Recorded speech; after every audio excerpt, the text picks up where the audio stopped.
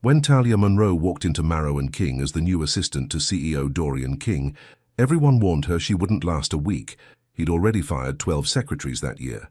But Talia had faced workplace discrimination before and refused to be intimidated by any man, no matter how powerful or cold he seemed. What started as a battle of wills between a demanding billionaire and a woman who wouldn't back down slowly transformed into something neither expected. This is a story about finding strength in the face of intimidation, love in the most unlikely places, and the courage to demand the respect you deserve. Before we start this story, comment below from where you are watching us. The morning sun poured through the tall glass windows of Talia Monroe's small apartment. At 28, she'd already learned more about workplace politics than most people learn in a lifetime. Standing in front of her mirror, she straightened her navy blue blazer and took a deep breath. Today is just another day, she told herself, though she knew it wasn't true. Today was her first day at Marrow and King, a company with a reputation that made even the bravest job seekers think twice. Talia picked up the newspaper clipping she'd saved. The headline read, "Marrow and King CEO fires 12th secretary this year." Below it was a photo of Dorian King, tall, imposing, with dark hair and cold eyes that seemed to look right through you. Her phone rang. It was her mother. "Baby, are you sure about this job?" her mother asked, concern filling her voice. "I heard that man is terrible to work for." "Mom, I need this job," Talia replied, gathering her purse. "After what happened at Westfield, I can't be picky." The memory of Westfield still stung. So after 3 years of hard work, she'd been passed over for promotion in favor of her less qualified white colleague. When she'd questioned the decision, her boss had called her difficult and not a team player. 2 weeks later, she was let go. "Just promise me you'll be careful," her mother said. "And remember what your father always said, never dim your light for anyone," Talia finished. "I know, Mom. I won't." The Marrow and King building stood like a glass giant against the sky, 52 floors of power and money. Talia walked through the revolving doors, her head held high despite the nervous flutter in her stomach. At the reception desk, a young woman with tired eyes looked up. "You must be the new temp," she said, her voice low. "12th floor. Patricia in HR is waiting for you." The elevator ride was quick, but it gave Talia time to steady herself. When the doors opened, a woman in her 50s with short grey hair approached. "Talia Monroe?" she asked, extending her hand. "I'm Patricia from Human Resources. Come with me." As they walked down the hallway, Patricia leaned in. "Listen, I feel I should warn you. Mr. King is difficult. He fired the last secretary because she wore too much perfume. The one before that because she laughed while typing." Talia nodded. "I read about his reputation." Patricia stopped at her office door. "No one lasts a month, don't unpack." Talia straightened her shoulders. "I don't unpack for men, I clock in." Patricia's eyebrows rose, then she smiled. "I like you, but I've liked the others too. Let's see if you're still here next week." After completing the paperwork, Talia was led to a desk outside a large corner office. The nameplate on the door read, "Dorian King, CEO." "He's in a meeting," Patricia explained. "He'll be back in an hour. Get familiar with the computer system. Your login information is in the drawer." Left alone, Talia organized her workspace with efficient precision. She reviewed files, memorized phone extensions, and learned the scheduling system. By the time the elevator doors opened an hour later, she was ready. The man who stepped out was taller in person than in his photos. Dorian King moved with the confidence of someone who owned not just the building, but the very air inside it. His suit was perfectly tailored, his expression severe. He walked straight to his office without acknowledging Talia, but stopped when he realized the door was locked. Turning slowly, he fixed his cold gaze on her. "You must be the new one," he said, his voice deep and controlled. "Talia Monroe," she replied, standing up and extending her hand. He looked at her hand but didn't take it. "The key to my office?" Talia didn't lower her hand. "I'd like to introduce myself properly first, Mr. King." For a moment, the hallway was silent. Then, surprising them both, he took her hand. "Dorian King, now the key." Talia reached into her desk drawer and handed him the key. "Your conference call with Tokyo is in 20 minutes. I've prepared the files you'll need. They're on your desk." He raised an eyebrow. "Who told you about the Tokyo call?" "No one. I checked your calendar and took the initiative." Without another word, he unlocked his door and disappeared inside. Talia sat back down, her heart pounding. She'd stood her ground, but she wondered if she'd just talked herself out of a job before lunchtime. The morning passed in a blur of phone calls and emails. Dorian emerged from his office only once, to hand her a stack of papers that needed to be copied and distributed before his next meeting.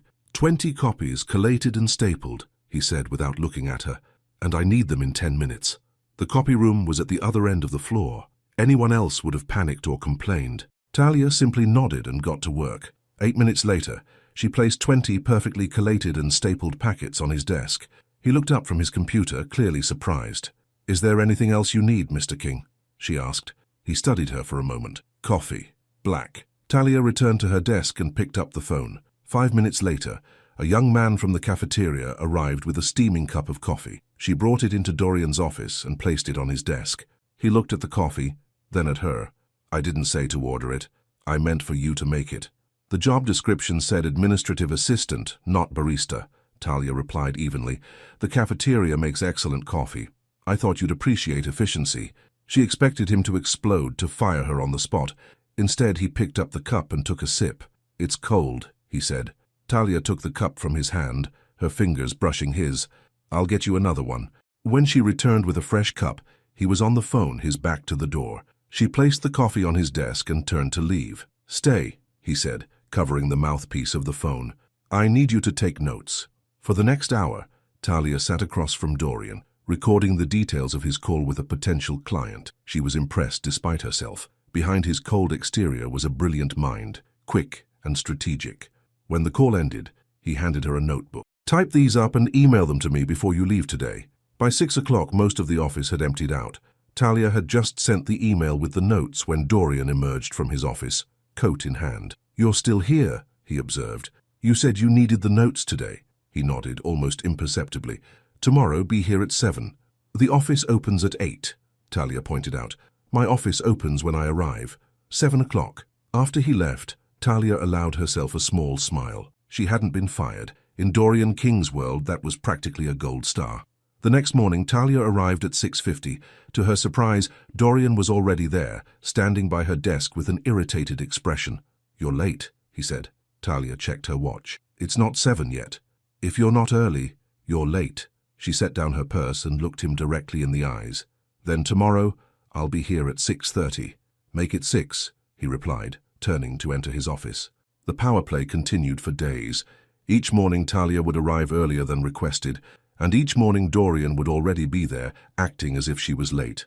By Friday, she was arriving at 5 a.m. When she walked in that morning, the office was dark.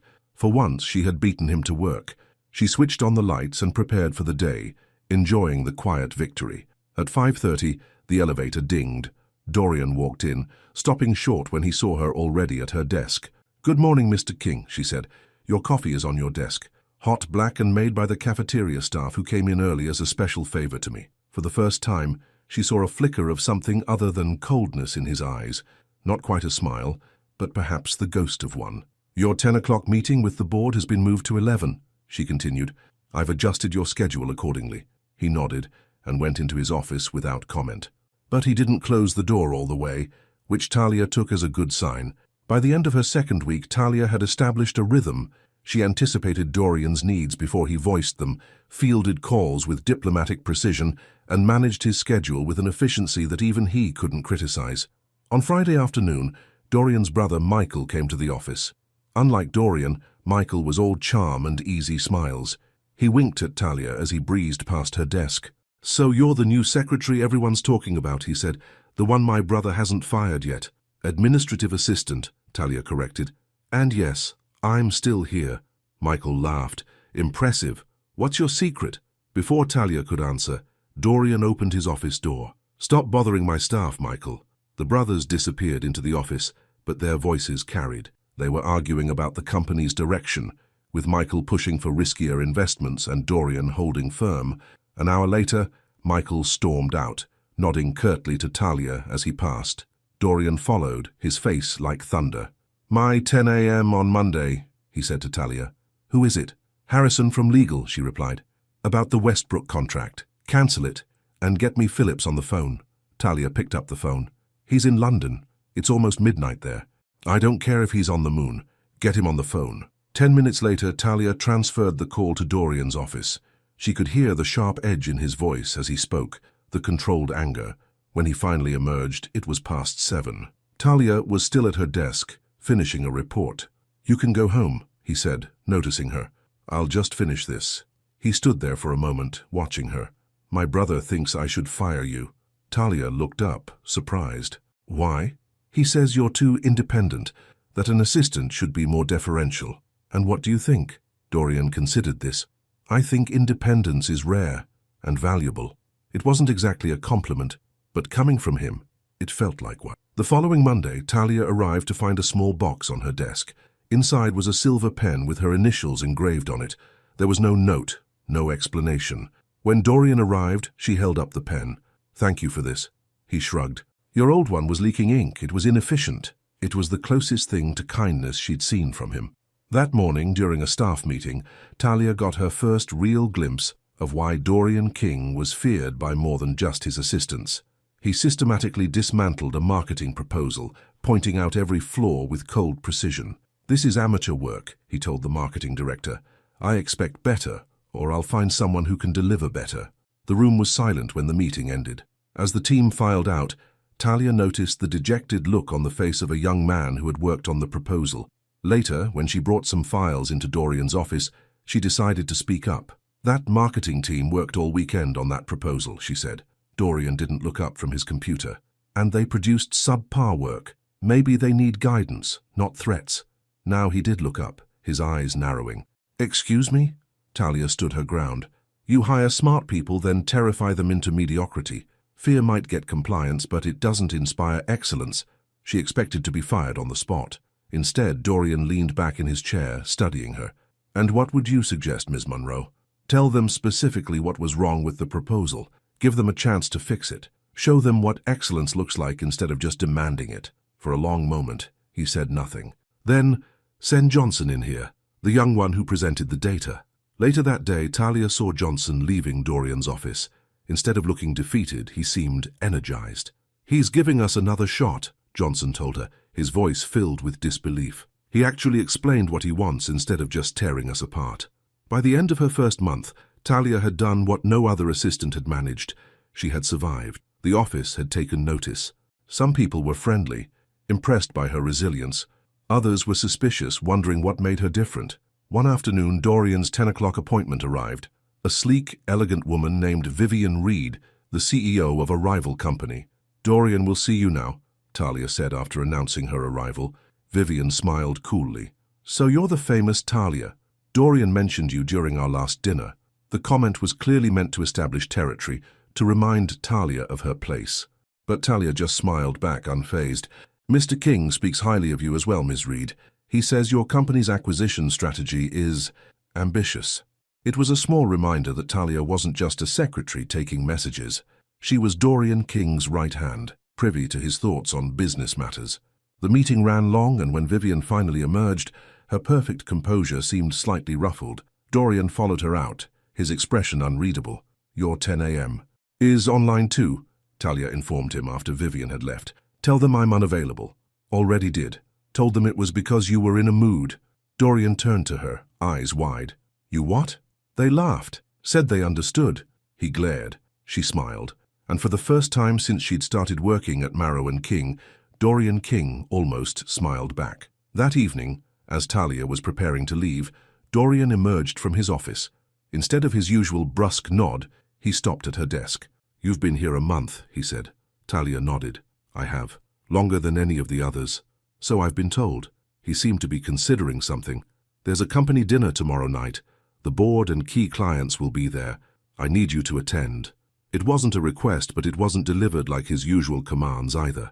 "What time?" Talia asked. 7. The Bristol Hotel. I'll send a car." As he walked away, Talia felt a strange flutter in her chest. It wasn't attraction. She wouldn't allow herself to be attracted to someone like Dorian King.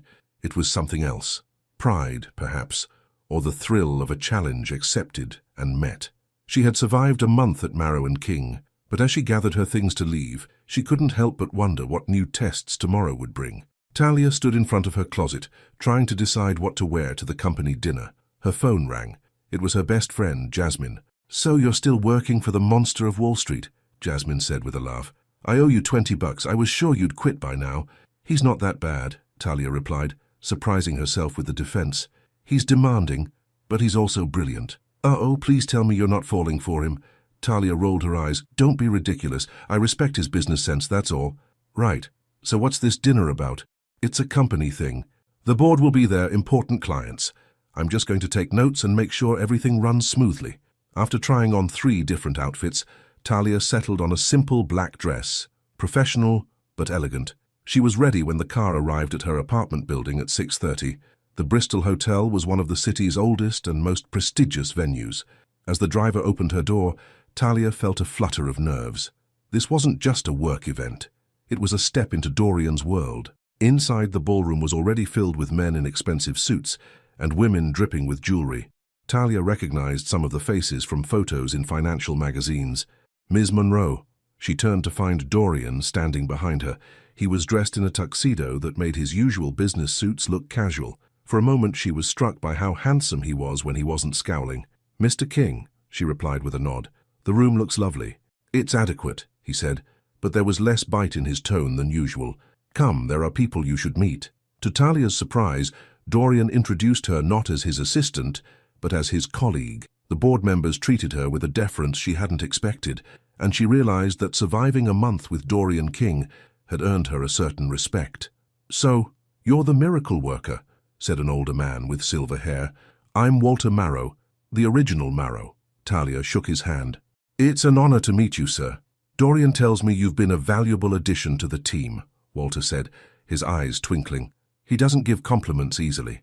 Before Talia could respond, she noticed Vivian Reed entering the ballroom. The woman was stunning in a red dress that seemed designed to draw every eye in the room.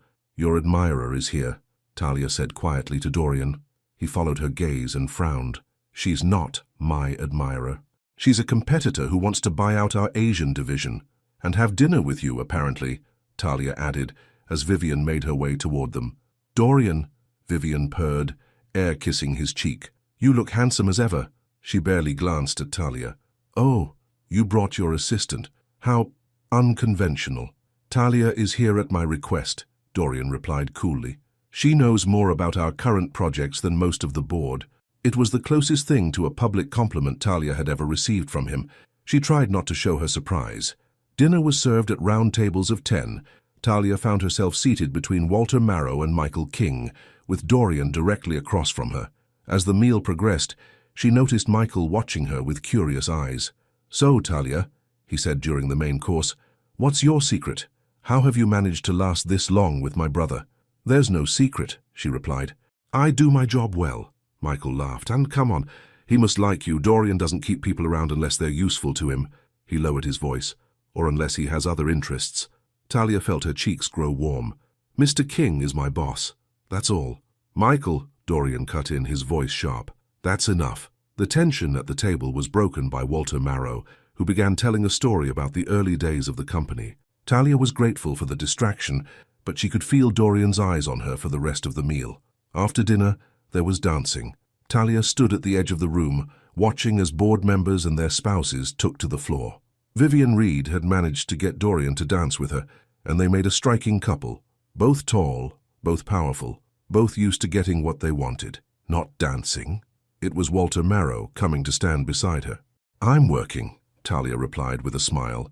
Walter chuckled. "Even Dorian isn't working at the moment." He nodded toward the dance floor, though he doesn't look like he's enjoying himself much. Indeed, Dorian's face was a mask of polite disinterest as Vivian talked animatedly, her hand on his arm. "May I give you some advice, my dear?" Walter asked. "I've known Dorian since he was a boy.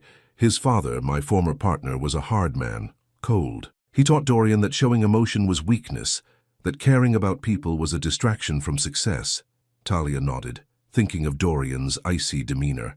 "But you," Walter continued, "you've gotten further past those walls than anyone I've seen. That's no small thing." Before Talia could respond, Dorian appeared beside them. "Walter," he nodded to the older man, "I need to borrow Ms. Monroe." Walter smiled knowingly. Of course. To Talia's surprise, Dorian led her to the dance floor.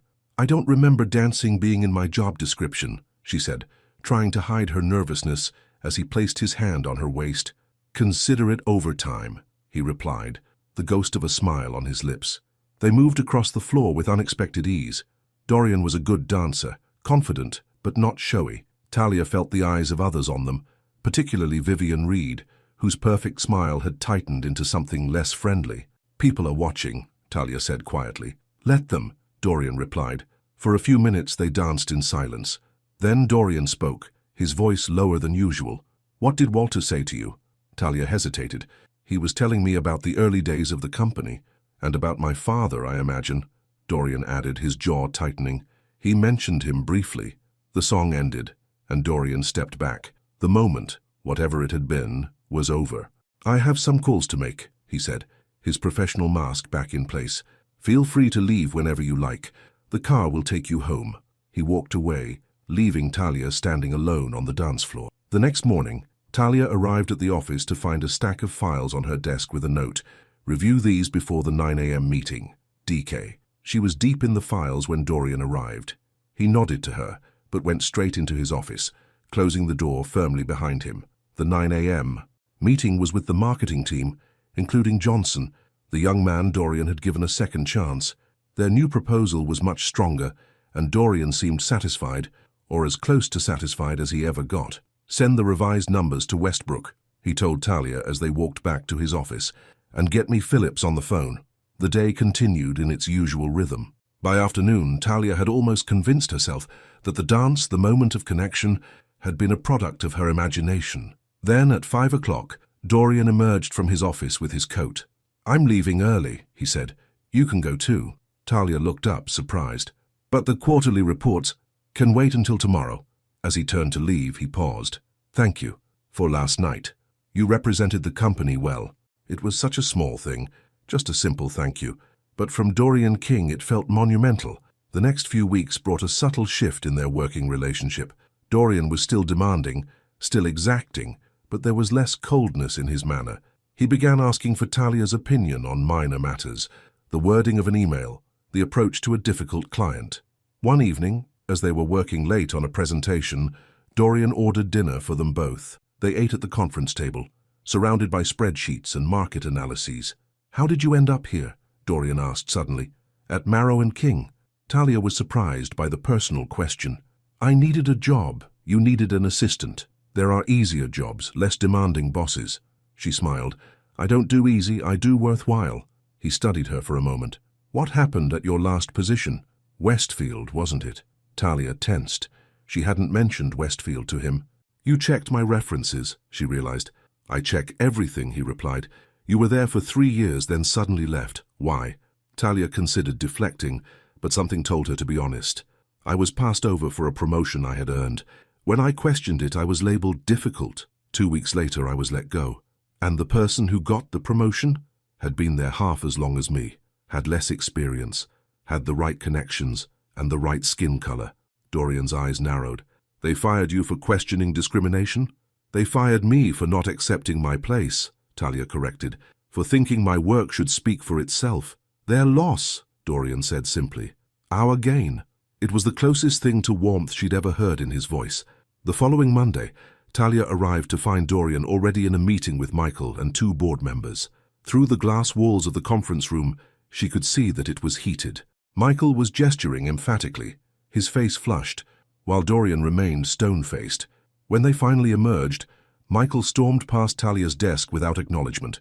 The board members followed, looking uncomfortable. Dorian stood in the doorway of the conference room, his face a mask of controlled anger. "Everything okay?" Talia asked. "My brother thinks we should sell the Asian division to Vivian Reed's company," Dorian replied, his voice tight. "He's convinced half the board it's the right move. And you disagree? The Asian markets are just beginning to open up. Selling now would be short-sighted." Talia nodded. "So what's your plan?" For the first time that day, Dorian's expression softened slightly. "That's what I appreciate about you, Talia. You don't ask if I have a plan, you ask what it is." He walked into his office, motioning for her to follow. For the next hour, he outlined his strategy for countering Michael's proposal. Talia took notes, offering suggestions when she saw gaps in the plan. As the days passed, the tension between the King brothers grew. Michael stopped by the office frequently, always with a new argument for why the Asian division should be sold. Each time he left more frustrated than before. One afternoon, after a particularly heated exchange, Talia overheard Michael on his phone in the hallway. "He's not budging," Michael was saying, But we only need one more vote on the board. Yes, I know what you promised. No, he doesn't suspect anything. Talia frowned. The conversation didn't sound like normal business discussion. It sounded like Michael was conspiring with someone. When Dorian returned from lunch, Talia told him what she'd heard. You think my brother is working with Vivian Reed, he said, his expression dark. I don't know for sure, Talia replied, but it sounded suspicious. Dorian was quiet for a moment. Thank you for telling me. I'll handle it. That night, Talia stayed late, finishing some reports Dorian needed for the next day. The office was quiet, most of the staff having gone home hours before. She was just about to leave when she heard voices from Dorian's office. The door was slightly ajar, and she could see Dorian sitting at his desk facing Walter Marrow. You need to be careful, Dorian, Walter was saying. Michael has been meeting with Vivian privately. I think they're planning something. I know, Dorian replied. Talia overheard him on the phone. Walter nodded. Smart girl, you should keep her close. I intend to. Talia backed away quietly, not wanting to be caught eavesdropping. But as she turned, she bumped into a filing cabinet, making a loud noise. Who's there? Dorian called out. Talia stepped into view. Sorry, I was just finishing up some work. Walter smiled warmly. Ah, the woman of the hour. We were just talking about you. I heard, Talia admitted. I wasn't trying to listen in. Dorian looked at her for a long moment. Since you're here, you might as well join us. We're discussing the situation with Michael and Vivian Reed. For the next hour, the three of them strategized. Walter had connections with several board members who were on the fence about the sale. With the right approach, they might be swayed. The vote is in 2 weeks, Dorian said. We need to be prepared for anything. As the meeting wrapped up, Walter placed a hand on Dorian's shoulder. Your father would be proud of how you're handling this. Dorian's face hardened. My father would have fired Michael on the spot and threatened the board into submission. Perhaps, Walter conceded. But your way is better. After Walter left, Talia and Dorian remained in his office. The city lights glowed outside the windows, casting long shadows across the room. It's late, Dorian said. You should go home. But neither of them moved. Can I ask you something? Talia said finally. Dorian nodded. Why did you hire me? With my history at Westfield, I'm sure there were safer choices. I hired you because of your history at Westfield, he replied. Anyone who stands up for themselves the way you did isn't afraid of hard work or difficult people. He paused. And I can be a difficult person, Talia smiled. You don't say. To her surprise, Dorian laughed. A genuine laugh that transformed his face, making him look younger, less burdened. You're the only person who speaks to me that way, he said. Everyone else either fears me or wants something from me. Maybe they just need to get to know you better. Dorian's expression grew serious. I don't let people get to know me better. It's safer that way. Safer for whom? He didn't answer. The next 2 weeks were a whirlwind of meetings, calls, and strategy sessions. Dorian and Talia worked late every night, preparing for the board vote. Sometimes Walter joined them, bringing his years of experience and connections to the table. Michael appeared at the office less frequently, but when he did, his confidence was palpable. He seemed certain the vote would go his way. The night before the board meeting, Talia was organizing the final presentation when Dorian came to her desk. I need you to attend the meeting tomorrow, he said. Talia looked up, surprised. The board meeting, but I'm not... You know this situation better than anyone, Dorian interrupted. I want you there. The following morning, Talia dressed with extra care. She chose a sharp grey suit that made her feel confident, professional. When she arrived at the office, Dorian was waiting. Ready? He asked. As I'll ever be. The boardroom was on the top floor of the building, with sweeping views of the city. When Talia entered with Dorian, she felt the weight of every gaze. Michael was already there, seated near the head of the table. He raised an eyebrow at Talia's presence, but said nothing. As the meeting began, Walter Marrow took his place at the head of the table. As the company's founder, he still held the position of chairman. We're here to vote on the proposed sale of our Asian division to Reed Enterprises, Walter announced. Michael King will present the case for the sale, followed by Dorian King presenting the case against. Michael's presentation was smooth, persuasive. He outlined the immediate financial benefits of the sale, the risks of the volatile Asian markets, the opportunity to focus on more stable European expansion. When it was Dorian's turn, Talia expected a cold, logical counter-argument. Instead, he began with a story. My father and Walter built this company from nothing, he said, his voice steady.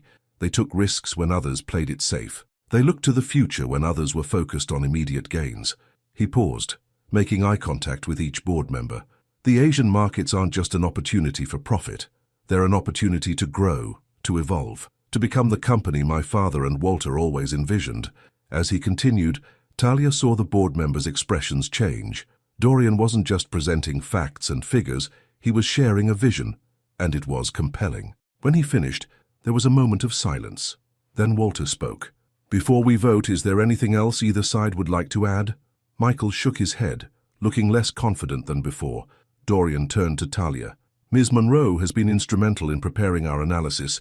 She has some additional information I think the board should hear." All eyes turned to Talia. She hadn't expected to speak, but she was ready. She stood, her voice clear and steady as she presented evidence that Reed Enterprises had been systematically undervaluing Asian technology firms before acquiring them. The sale would likely lead to the dismantling of the division and the loss of hundreds of jobs. As she concluded, she noticed Michael's face had gone pale. This was information he hadn't anticipated. The vote was taken by secret ballot. As Walter counted, the room was silent. Finally, he looked up. "The board has voted against the sale," he announced. "The Asian division will remain part of Marrow and King." The relief on Dorian's face was subtle but unmistakable. Michael, on the other hand, looked furious. He stood abruptly and left the room without a word. As the board members filed out, many stopped to congratulate Dorian and, to her surprise, Talia as well. "That was quite a presentation, young lady," one elderly board member told her. "You've got a future in this business." When they were finally alone, Dorian turned to Talia. "Thank you," he said simply. "I was just doing my job." "No," he shook his head. "You went beyond your job. You've always gone beyond." There was something in his eyes, a warmth, an appreciation, that made Talia's heart beat a little faster. The moment was interrupted by Walter, who returned to the boardroom with a bottle of champagne. "I think this calls for a celebration," he said, his eyes twinkling. As they shared a toast, Talia couldn't help but feel that something fundamental had changed. She was no longer just Dorian King's assistant. She had become something more, a trusted advisor, perhaps even a friend. Later that evening, as Talia was preparing to leave, Dorian appeared at her desk. "Have dinner with me," he said. It wasn't a command like his usual requests. It was softer, almost uncertain. Talia hesitated. "I don't think that's a good idea." "Why not?" "Because you're my boss." Dorian nodded slowly. "And if I wasn't your boss?" The question hung in the air between them, full of possibilities and complications. "But you are," Talia said finally. "For now," he replied, his eyes never leaving hers. "But things change, Talia. People change." And looking at him, at the man who had begun as the cold, demanding boss she'd been warned about, and who had become something much more complex, Talia couldn't help but agree. Talia couldn't sleep that night. Dorian's words kept echoing in her mind. Things change, Talia. People change. She had turned down his dinner invitation, telling herself it was the professional thing to do. But as she stared at her ceiling, she wondered if she had made the right choice. Her phone buzzed with a text from Jasmine. "How's life with Mr. Impossible?" Talia hesitated before replying, "Complicated." The next morning, the office was buzzing with news of the board's decision. Most employees seemed relieved that the Asian division wouldn't be sold, but there was also tension. Michael King's supporters were noticeably quiet, keeping to themselves in hushed conversations. When Talia arrived at her desk, she found a small white box waiting for her. Inside was a silver bracelet with a single charm, a tiny desk. There was no note, but she knew who it was from. Dorian arrived an hour later, his face giving nothing away. "Good morning, Mr. King," Talia said, her voice professionally neutral. "Ms. Monroe," he nodded. "I need the Phillips file before my 10 o'clock." And just like that, they were back to business as usual, or so it seemed. But throughout the day, Talia caught Dorian watching her when he thought she wasn't looking. And once, when their hands brushed as she handed him a report, neither of them pulled away immediately. That afternoon, Michael King stormed into the office. His face was flushed with anger as he marched past Talia and straight into Dorian's office without knocking. "You think you've won," Michael's voice carried through the door, "but this isn't over." "It was a board decision, Michael," Dorian replied calmly. "Democracy at work." "Democracy?" Michael laughed bitterly. "You manipulated them, you and your assistant." There was a pause, then Dorian's voice, dangerously quiet. "Leave Talia out of this." "Why, because you're sleeping with her?" Talia froze at her desk, her heart pounding. "Get out of my office," Dorian said, his voice like ice. "Now." The door flew open, and Michael stormed out. He stopped at Talia's desk, leaning down until his face was inches from hers. "Enjoy it while it lasts," he said, his voice low. "He'll tire of you, just like he tires of everyone." Before Talia could respond, Dorian was there, pulling Michael away from her desk. "That's enough," Dorian said. "You're upset about the vote, I understand. But if you ever speak to her like that again—" "You'll what?" Michael challenged. "Fire your own brother?" "If necessary, yes." The brothers stared at each other, the family resemblance never more apparent than in their matching expressions of stubborn determination. Finally, Michael stepped back. "This isn't over, Dorian. Not by a long shot." He glanced at Talia. "And you should be careful who you trust." After he left, the office was silent. Employees who had witnessed the confrontation quickly returned to their work, avoiding eye contact. Dorian turned to Talia. "I'm sorry about that." "It's not your fault," she replied. "It is," he insisted. "Michael is lashing out at you to get to me, because he knows." He stopped himself. "Knows what?" Talia asked. Dorian's expression closed. "Nothing. It doesn't matter." He retreated to his office, closing the door firmly behind him. By the end of the day, the story of the King brothers' confrontation had spread throughout the building. When Talia went to the break room for coffee, conversation stopped as she entered.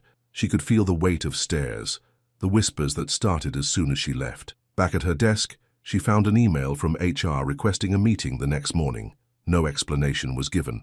When Dorian emerged from his office that evening, Talia showed him the email. "Do you know what this is about?" she asked. His expression darkened. "I can guess Michael has friends in HR. You think he's filed some kind of complaint against me?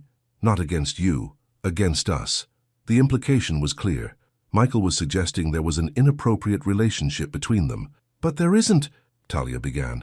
"Isn't there?" Dorian asked quietly. Their eyes met, and the unspoken tension that had been building for weeks hung in the air between them.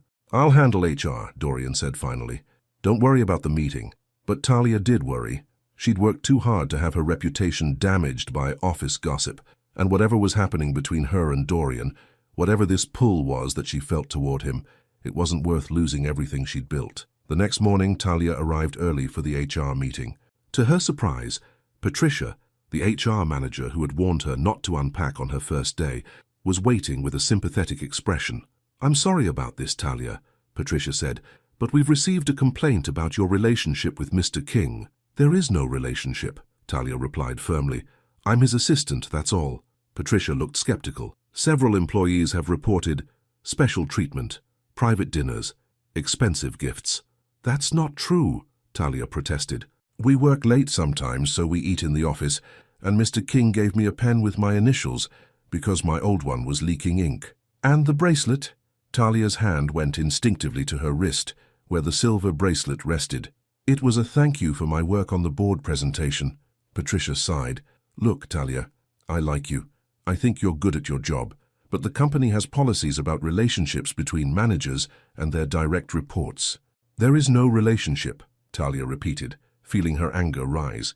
"This is Michael King trying to cause problems for his brother." Before Patricia could respond, the door opened and Dorian walked in. His expression was calm, but Talia could see the tension in his shoulders. "This meeting is over," he said. Patricia stood. "Mr. King, I need to follow protocol." "The protocol for baseless accusations made by a disgruntled executive who just lost a major vote," Dorian interrupted. "I don't think there is one. Your brother has significant influence." "And I'm the CEO," Dorian reminded her. "Ms. Monroe has done nothing wrong. If anyone has concerns about her performance or her conduct, they can bring them to me directly." His tone left no room for argument. Patricia nodded reluctantly. "Of course, Mr. King. But I should warn you. There's talk." "There's always talk," Dorian dismissed. "I don't care about talk. I care about results. And Ms. Monroe delivers results." As they left the HR office, Talia felt a mix of gratitude and concern. Dorian had defended her, but in doing so, had he just added fuel to the rumors? They rode the elevator in silence. When they reached their floor, Dorian spoke without looking at her. "I'm sorry you had to deal with that." "It's not your fault," Talia replied. "It is," he insisted. "My brother is using you to get to me, and I let him." Talia touched his arm, stopping him before he could walk away. "Why does he hate you so much?" Dorian was quiet for a long moment. "Because our father loved me more, or hated me less. With my father, It was hard to tell the difference. It was the most personal thing he had ever shared with her. Throughout the day, Talia was aware of the glances and whispers that followed her. By afternoon, she'd had enough. She marched into Dorian's office, closing the door behind her. "I think I should request a transfer," she said. Dorian looked up, his expression unreadable. "Why?" "You know why. The rumors. The meeting with HR. It's affecting my ability to do my job. And if I don't want you to transfer?" Talia took a deep breath. "Then I'll have to resign." For a long moment, Dorian said nothing. Then he stood, walking to the window that overlooked the city. "My father built this company with fists, not hands," he said, his voice quieter than she'd ever heard it. "I'm just trying not to break it, or myself." Talia was struck by the vulnerability in his voice, the weight of expectation that seemed to press down on him. "So stop swinging," she said softly. "Start holding." He turned to look at her, and something shifted in his eyes, a softening, a recognition. "I don't want you to transfer," he said finally, "but I don't want these rumors to hurt you either. What do you suggest?" Dorian considered this. "A compromise. You continue as my assistant, but we're more careful. No late nights alone in the office, no gifts that could be misinterpreted." "And dinner?" Talia asked, remembering his invitation. A ghost of a smile touched his lips. "Maybe someday, when the timing is right." It wasn't a solution, not really, but it was a step, an acknowledgement that whatever was happening between them mattered enough to protect. The next few weeks brought a fragile peace. Michael seemed to have retreated, focusing his attention on the European division and making himself scarce around the executive floor. The rumors about Talia and Dorian faded as newer office gossip took precedence, but the careful distance they maintained took its toll. Talia missed the late-night strategy sessions, the unguarded moments when Dorian would let his mask slip, and she could tell he missed them too, from the way his eyes followed her when she left at 5 o'clock each day. One morning, Walter Marrow appeared at Talia's desk, his eyes twinkling with their usual good humor. "How are you holding up, my dear?" he asked. "I'm fine, Mr. Marrow," Talia replied with a smile. "Just busy." Walter nodded, glancing toward Dorian's closed office door. "And how are things between you two?" "Professional," Talia said firmly. "As they should be." Walter chuckled. "You know, I've known Dorian since he was a boy. I've never seen him look at anyone the way he looks at you." Talia felt her cheeks grow warm. "Mr. Marrow, I know. It's none of my business," Walter conceded. "But I care about that boy. He's had so little happiness in his life." Before Talia could respond, Dorian's door opened. He looked surprised to see Walter standing at Talia's desk. "Walter, I didn't know we had a meeting scheduled." "We don't," Walter replied. "I was just checking in on this remarkable young woman, making sure you're not working her too hard." Dorian's eyes met Talia's briefly. "Ms. Monroe is more than capable of handling anything I ask of her." "Oh, I have no doubt of that," Walter agreed. "She might be the only person in this building who can handle you, Dorian." After Walter left, Dorian lingered at Talia's desk. "What did he want?" he asked. "Just being friendly," Talia replied, not mentioning Walter's comments about Dorian's feelings for her. Dorian nodded, not quite believing her, but not pushing further. "I have a meeting with the Tokyo office tonight. It will run late." "I'll set it up in the conference room," Talia said, "and I'll leave the notes on your desk for tomorrow." "Actually," Dorian hesitated, "I'd like you to join the call. They'll be discussing the expansion plans for the Asian division.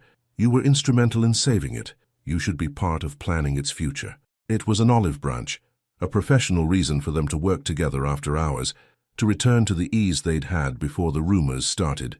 "Of course," Talia agreed. "What time?" 8 o'clock. I'll order dinner." That evening, they sat side by side in the conference room, working through the details of the Asian expansion. The Tokyo team was impressed by Talia's knowledge of their markets, her thoughtful questions about their growth strategy. When the call ended just after midnight, Dorian looked at Talia with undisguised admiration. "You continue to surprise me," he said. "Is that a good thing?"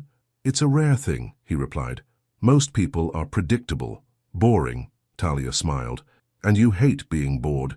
More than anything." For a moment they just looked at each other, the late hour and empty office creating an intimacy that felt dangerous and inevitable. Dorian was the first to break the spell. "It's late. I'll call you a car." As they waited in the lobby for the car to arrive, standing closer than strictly necessary, Talia realized how much she had missed this, being alone with him, seeing the person behind the CEO's mask. "Thank you for including me in the call," she said. "You earned it," Dorian replied. "The Tokyo team was impressed. They asked if you might visit the office there." Talia looked up, surprised. Me? Why? Because you understand their vision, and because I told them you're the future of this company. The simple statement took her breath away, not just the recognition of her abilities, but the implication that Dorian saw her as more than just his assistant, that he saw a path forward for her at Marrow and King. I don't know what to say, she admitted. Say you'll think about it, Dorian suggested. A week in Tokyo. It would be a good opportunity. Before Talia could respond, the car pulled up to the curb. Dorian opened the door for her, his hand briefly touching hers as she stepped past him. Good night, Talia, he said softly. Good night, Dorian, she replied, using his first name for the first time. The smile that spread across his face was worth any risk. The next morning, Talia arrived to find the office unusually quiet. Employees stood in small groups, speaking in hushed tones. As she walked to her desk, she noticed several people glance her way, then quickly look away. Patricia from HR was waiting at her desk, her expression grim. What's going on? Talia asked. Patricia handed her a tablet.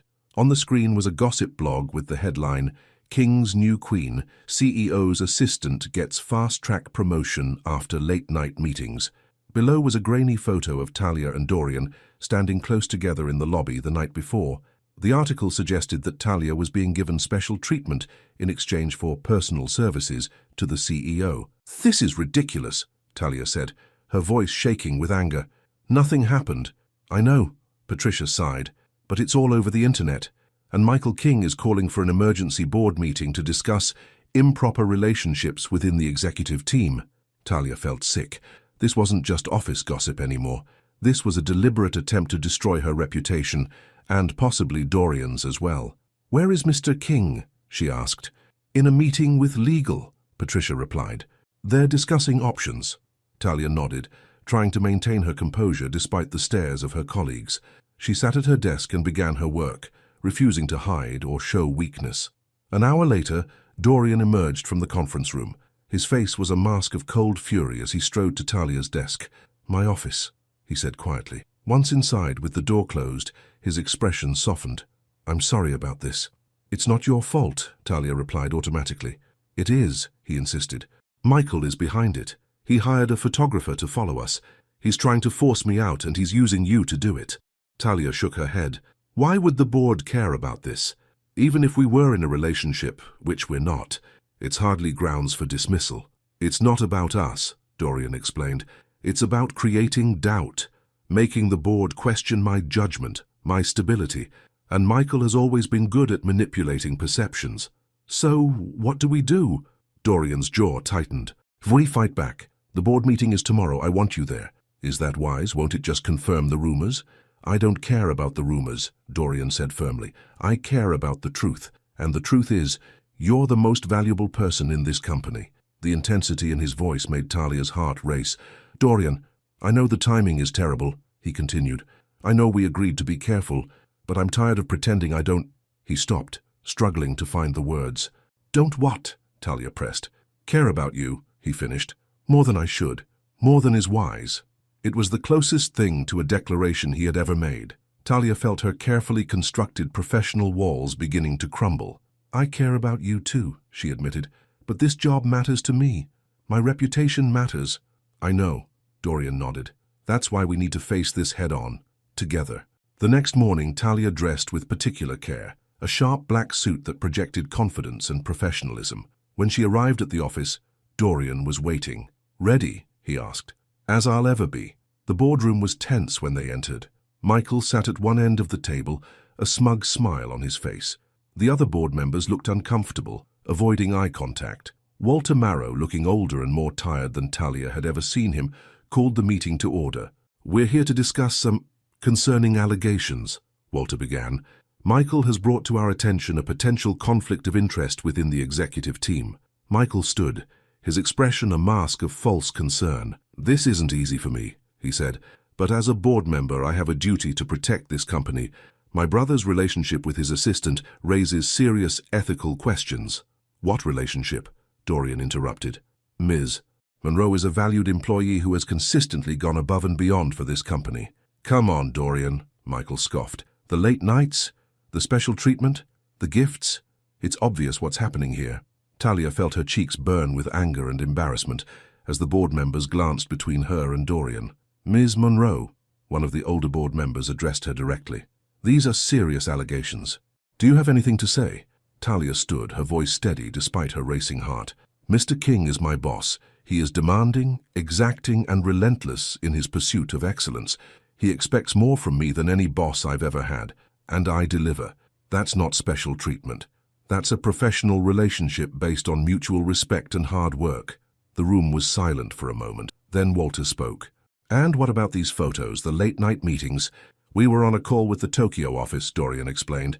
"Ms. Monroe was included because of her work on saving the Asian division, work that, I might add, protected hundreds of jobs and millions in revenue."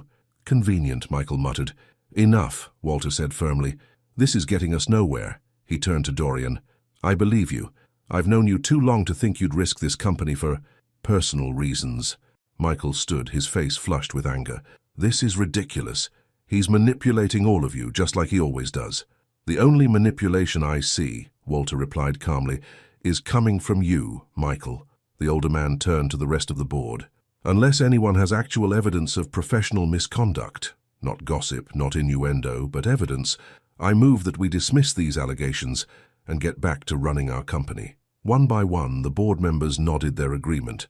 Michael looked around the table in disbelief. "You're all blind," he said bitterly. "He's going to run this company into the ground, and you're letting him do it. The only one trying to damage this company is you," Dorian said quietly.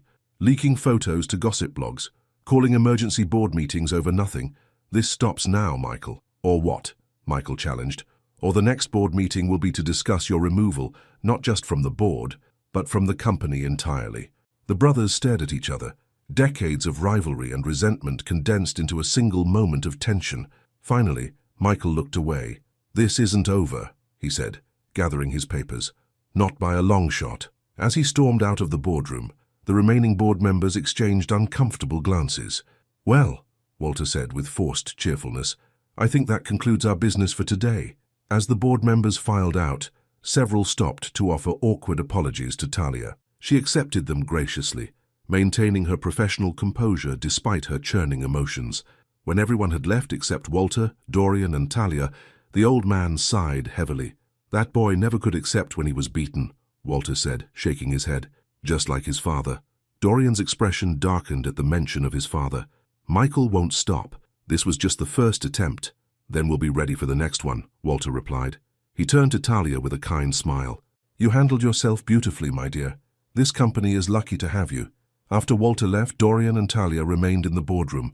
The tension of the meeting had left them both drained. "I'm sorry you had to go through that," Dorian said quietly. "It's not your fault," Talia replied, the phrase having become a refrain between them. "It is," he insisted, "but I'm going to make it right." Dorian walked to the window, his back to Talia, as he looked out at the city. The afternoon sun cast his silhouette against the glass, highlighting the tension in his shoulders.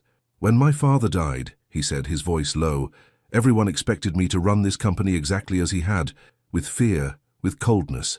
And for a long time I did. I thought that was strength." He turned to face her. "Until you arrived. Until you showed me that real strength isn't about making people fear you. It's about earning their respect." Talia felt her heart tighten at the vulnerability in his eyes. "I don't want to hide anymore, Talia," Dorian continued. "I don't want to pretend I don't care about you, just to avoid gossip." He crossed the room until he was standing in front of her, close enough that she could feel the warmth of him. "But I don't want to risk your reputation either," he added. "So I'll understand if you still want that transfer." Talia looked up at him, at the man who had begun as the cold, demanding boss she'd been warned about, and who had become so much more. "I don't want a transfer," she said softly. "I want—" Before she could finish, the boardroom door opened. It was Patricia from HR looking apologetic for the interruption. "I'm sorry, Mr. King, but there's a situation downstairs. Michael is making a scene in the lobby. He's talking to reporters." Dorian's expression hardened. "Excuse me," he said to Talia. "I need to deal with this." As he strode from the room, Talia was left with the weight of unspoken words and the growing certainty that whatever was happening between them had moved far beyond a professional relationship. And despite all the complications, all the risks, she wasn't sure she wanted to stop it. By the time Talia reached the lobby, a small crowd had gathered. Michael stood near the entrance, surrounded by reporters with cameras and microphones. Dorian faced him, his expression carefully controlled despite the fury in his eyes. "My brother has compromised his position as CEO," Michael was saying, his voice carrying across the marble floor. "His relationship with his assistant raises serious questions about his judgment." "There is no relationship," Dorian replied coldly. "These accusations are nothing but a desperate attempt by my brother to undermine my leadership after he failed to convince the board to sell our Asian division." One of the reporters noticed Talia and pointed her out. Suddenly, all eyes and cameras turned in her direction. She froze, feeling exposed and vulnerable under their scrutiny. Dorian moved quickly to her side, positioning himself slightly in front of her, as if to shield her from the cameras. "Ms. Monroe is one of the most valuable employees at Marrow & King," he said firmly. "The only reason she's being targeted is because she helped save this company from a disastrous sale that would have benefited my brother financially." "Is that true?" a reporter called out to Michael. "Did you stand to gain personally from the sale?" Michael's confident expression faltered. "That's not... I was acting in the company's best interests." "Was Vivian Reed planning to offer you a position after the acquisition?" another reporter pressed. The question seemed to catch Michael off guard. "I don't know what you're talking about. We have sources that say you were promised a senior executive role at Reed Enterprises if the sale went through," the reporter continued. "Is that true, Mr. King?" Talia glanced at Dorian, who looked as surprised as she was by this line of questioning. Someone had tipped off the press about Michael's arrangement with Vivian Reed, but it hadn't been them. As Michael struggled to respond, security guards began ushering the reporters toward the exit. The lobby gradually cleared, leaving Michael standing alone, his planned media ambush turned against him. Dorian approached his brother, keeping his voice low. "You're done here, Michael. Clean out your office and leave." "You can't fire me," Michael sneered. "I'm a king. This company has my name on the building." "The board will vote on your removal tomorrow morning," Dorian replied. "After your performance today, I don't think you'll find much support." Michael's face flushed with anger. "This isn't over, Dorian." "Yes, it is," a voice said from behind them. They turned to see Walter Marrow walking slowly toward them, leaning on a cane. Despite his frail appearance, his voice was strong and clear. "I've spoken to the other board members," Walter continued. "We've agreed to hold an emergency vote this afternoon." He looked at Michael with disappointment in his eyes. "You've left us no choice, son," for the first time. Michael looked uncertain. "Walter, you can't seriously believe—" "I believe you've forgotten what this company stands for," Walter interrupted. "Your father and I built Marrow & King to create something lasting, something meaningful, not to satisfy personal vendettas or make backroom deals with competitors." Michael glanced around, realizing he was outnumbered. "Fine," he said bitterly. "Have your vote. But remember, I still own 15% of this company. You haven't seen the last of me." As he stormed off toward the elevators, Walter sighed heavily. "I had such hopes for him when he was younger." Dorian placed a hand on the older man's shoulder. "Thank you, Walter." "Don't thank me yet," Walter replied. "We still have damage control to do." He glanced at Talia. "Starting with making sure Ms. Monroe's reputation remains intact." Back in Dorian's office, Talia, Dorian and Walter discussed their options. The PR team had been called in to draft a statement addressing the false allegations. Legal was reviewing potential actions against the gossip blog that had published the photos. "What I don't understand," Talia said, "is who told the reporters about Michael's deal with Vivian Reed." Walter's eyes twinkled. Well, I might have had something to do with that." Dorian looked surprised. "You?" "I've been in this business a long time," Walter said with a small smile. "I've made friends with quite a few journalists over the years. When I heard what Michael was planning, I made some calls." "You knew he was going to ambush me with reporters?" Dorian asked. Walter nodded. "His secretary is loyal to the company first. She warned me this morning." "You're a sly old fox, Walter," Dorian said with admiration. "Learned from the best." Walter winked. "Your father was a difficult man, but he knew how to outmaneuver his enemies."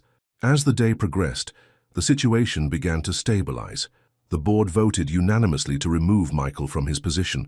The PR statement was released, firmly denying any improper relationship and emphasizing Talia's professional contributions to the company. By evening, most of the employees had gone home. Talia remained at her desk, finishing the last of the correspondence related to the day's events. She was exhausted, but relieved that the worst seemed to be over. Dorian emerged from his office looking as tired as she felt. "You should go home," he said. "It's been a long day." "I'm almost finished," she replied. Just a few more emails. He nodded, hesitating at her desk. Thank you, he said finally, for standing by me through all of this. Of course, Talia said.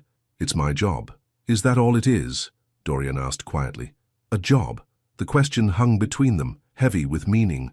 Before Talia could respond, Dorian's phone rang. He checked the screen and frowned. It's Walter, he said. I should take this. As he returned to his office, Talia felt a mixture of relief and disappointment. They had been dancing around their feelings for weeks, always interrupted at crucial moments. Maybe it was for the best, a sign that they should keep their relationship professional, despite the pull they felt toward each other. She finished her emails and gathered her things to leave. As she was putting on her coat, Dorian's office door opened. Talia, he called, his voice urgent. It's Walter. He's had a heart attack. They've taken him to St. Mary's Hospital. The next few hours were a blur. They rushed to the hospital, finding Walter in the ICU, his normally robust presence diminished by the medical equipment surrounding him. The doctors were cautiously optimistic, but at his age, any heart attack was serious. Dorian sat beside Walter's bed, holding the old man's hand with a gentleness Talia had never seen from him before. She stood in the doorway, not wanting to intrude on the moment. He's been more of a father to me than my own, Dorian said without looking up. After my father died, it was Walter who guided me, who believed in me. Talia moved to stand beside him. He's strong. He'll pull through. Dorian nodded, though the worry remained in his eyes. He told me once that I needed to stop living in my father's shadow, that I needed to find my own way to lead. He looked up at Talia. I didn't understand what he meant until you came along. Me? Talia asked, surprised. You challenged me, Dorian explained. You showed me there was another way to earn respect besides fear. A better way. The honesty in his voice touched something deep inside Talia. She placed her hand on his shoulder, a silent support in a moment of vulnerability. They stayed at the hospital until the doctors assured them Walter was stable. By then it was nearly midnight. As they walked to the parking garage, Dorian insisted on driving Talia home himself. It's late, he said, and after everything that's happened today, I'd feel better knowing you got home safely. The city was quiet as they drove, the streets empty except for the occasional late-night taxi. When they arrived at Talia's apartment building, Dorian parked, but made no move to say goodbye. Would you like to come up? Talia asked, surprising herself with the invitation. I could make some tea. Dorian hesitated, then nodded. I'd like that. Talia's apartment was small but warm, filled with books and simple, elegant furniture. She moved to the kitchen to put on the kettle while Dorian looked around, taking in the details of her personal space. You have a lot of books, he observed, examining her bookshelves. I love to read, Talia replied. It's my escape. What do you need to escape from? The question was asked lightly, but Talia sensed the deeper meaning behind it. Not what, she said. Who? Dorian turned to face her. And who are you escaping from, Talia? People who want to put me in a box, she replied honestly. People who think they know what I can and can't do because of how I look or where I come from. Dorian nodded slowly. I understand that better than you might think. Because of your father? Because of my name, he corrected. Everyone expects a king to be exactly like the kings who came before. Cold, ruthless, unfeeling. But you're not, Talia said softly. Not really. Dorian moved closer to her.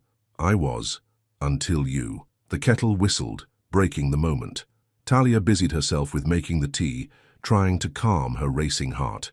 When she turned around, Dorian was standing by her window, looking out at the city lights. I should have handled things differently, he said. With Michael, with the rumors. You did what you thought was right, Talia replied, bringing him a cup of tea. I put you in an impossible position, Dorian disagreed. I risked your reputation, your career. I'm tougher than I look, Talia said with a small smile. It takes more than office gossip to break me. Dorian looked at her with admiration. Yes, you are. It's one of the things I love. He stopped himself, taking a sip of tea instead of finishing the sentence, but Talia had heard enough. One of the things you what, Dorian? He set down his cup, his eyes meeting hers, with an intensity that took her breath away. One of the things I love about you, he finished. There are many. The simple declaration hung in the air between them, honest and unadorned. Talia felt her carefully constructed professional walls crumble completely. This is complicated, she said quietly. Life is complicated, Dorian replied. That doesn't mean we should hide from it. He moved closer until they were standing just inches apart. I've spent my entire life hiding behind a mask, he continued. being what everyone expected me to be. Cold, distant, untouchable. But with you, I don't want to hide anymore. Talia looked up at him, at the vulnerability in his eyes, the openness that no one else at Marrow and King ever saw. I don't want you to hide either, she admitted. Slowly giving her every chance to pull away, Dorian leaned down and kissed her. It was gentle at first, a question more than a demand. When Talia responded, her hands moving to his shoulders, the kiss deepened, becoming something more, a promise, a beginning. When they finally broke apart, Dorian rested his forehead against hers. We should talk about what this means, he said. For us, for your position at the company. Talia nodded, though she was reluctant to break the moment with practical concerns. Tomorrow, she suggested, we can figure it out tomorrow. That night, they talked for hours about their childhoods, their dreams, the paths that had led them to each other. Dorian told her about growing up with a father who saw emotions as weakness, who measured love in achievements rather than affection. Talia shared her struggles as a black woman in a corporate world that wasn't designed for her success, the constant pressure to be twice as good for half the recognition. As dawn broke over the city, they had fallen asleep on Talia's couch, her head on his shoulder, his arm around her. They woke to the sound of Dorian's phone ringing. It was the hospital. Walter was awake and asking for him. They dressed quickly and rushed to St. Mary's. Walter looked pale but alert, his eyes brightening when he saw them enter the room together. Ah, he said with a knowing smile, I see you two have finally sorted things out. Dorian looked embarrassed, but Talia just laughed. Nothing gets past you, does it, Mr. Marrow? Not much, Walter agreed, and it's about time. I was getting tired of watching you two dance around each other. The doctors arrived to check Walter's vitals, and Dorian stepped into the hallway to speak with them. Talia stayed behind, sitting in the chair beside Walter's bed. He's different with you, Walter said once they were alone. Lighter, more like the boy he was before his father molded him into that cold CEO everyone fears. He's still learning who he wants to be, Talia replied. Walter nodded. Aren't we all? He reached out to pat her hand. You're good for him, Talia, but this won't be easy, you know. The company, the board, there will be talk. There's already talk, Talia pointed out. At least now it will be based on something real. When Dorian returned, his expression was relieved. The doctors say you're going to be fine, he told Walter, but you need rest, and to stop working so hard. Walter scoffed. Says the man who practically lives in his office. That might be changing, Dorian replied, glancing at Talia with a small smile. The older man looked between them, his eyes twinkling. Good. Now, while I have you both here, there's something I want to discuss. Dorian raised an eyebrow. Walter, you just had a heart attack. Whatever it is can wait. Nonsense, Walter dismissed. This is important. He shifted his gaze to Talia. How would you feel about a promotion, my dear? Talia looked surprised. A promotion? To Director of Special Projects, Walter continued, working directly with the board on new initiatives, starting with our Asian expansion. Dorian frowned. Walter, we haven't discussed this. No, we haven't, Walter agreed. But we should have. Talia has proven herself 10 times over, and this way she wouldn't be reporting directly to you. No conflict of interest. Talia was speechless. It was a tremendous opportunity, one that recognized her abilities beyond being Dorian's assistant. Of course, I'd understand if you wanted to think it over, Walter added. It's a big step. I don't need to think it over, Talia replied. I accept. Dorian looked at her, his expression a mix of pride and something more tender. Are you sure? It will mean more responsibility, more pressure. I can handle pressure, Talia reminded him, and it's time for me to move beyond your desk, don't you think? The double meaning wasn't lost on either of them. Their relationship could never truly flourish if she remained his assistant. This promotion offered a path forward for both their professional and personal connections. Walter smiled, satisfied. Excellent. I'll have HR draft the paperwork as soon as I'm out of this hospital bed. The next few weeks brought significant changes to Marrow and King. Michael resigned from the board entirely, selling his shares back to the company in a deal negotiated by Walter.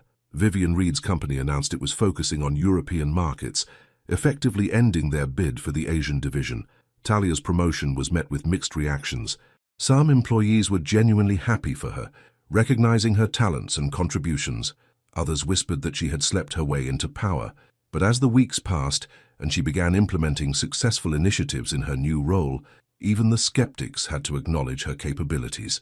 Dorian and Talia kept their relationship private at first, not hiding it, but not flaunting it either. They established clear boundaries at work, maintaining professional distance during office hours. But everyone noticed the change in Dorian, the way his cold exterior had softened, the way he listened more and demanded less. 3 months after Talia's promotion, Dorian called a staff meeting. The entire executive floor gathered in the main conference room, curious about the unusual summons. Dorian stood at the head of the table, looking more relaxed than anyone had ever seen him. "I've called you all here to announce some changes," he began. "Changes in how we operate as a company and in how I intend to lead going forward."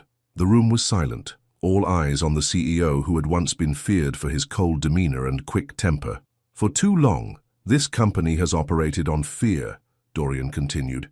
"People afraid to make mistakes, afraid to speak up, afraid to take risks.